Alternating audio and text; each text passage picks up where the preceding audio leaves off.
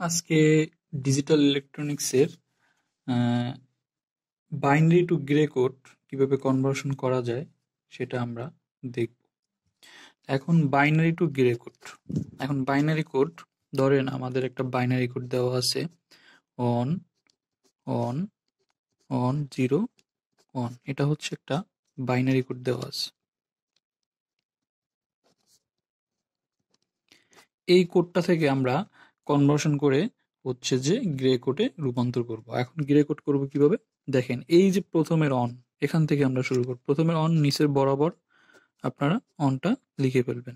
এরপরে অনের সাথে অন যোগ করবেন, অর্থাৎ এই যে পরস্পর পাশাপাশি আছে একটার সাথে একটা আমরা যোগ করবো। তো এটার সাথে যদি আমরা যোগ করি তো মূলত আমরা অনের সাথে অন যোগ করলে কি হয়, স্বাভাবিক যোগ করলে 2 হয়। তো 2 যদি হয়, বাইনারিতেও তো 2 হওয়ারই কথা। তো বাইনারিতে 2 আমরা কিভাবে লিখি, যেমন আমাদের বাইনারিতে একটা বিসিডি কোড আছে 842 অন।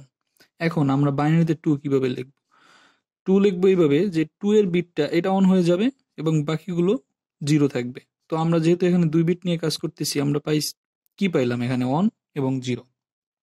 তো অন 0 যেহেতু এটা হচ্ছে গ্রে কোড, অর্থাৎ বাইনারি টু গ্রে কনভার্সন, এখানে কোনো ক্যারি কাজ করে না। আমরা মনে রাখবো এখানে কোনো ক্যারি কাজ করে না।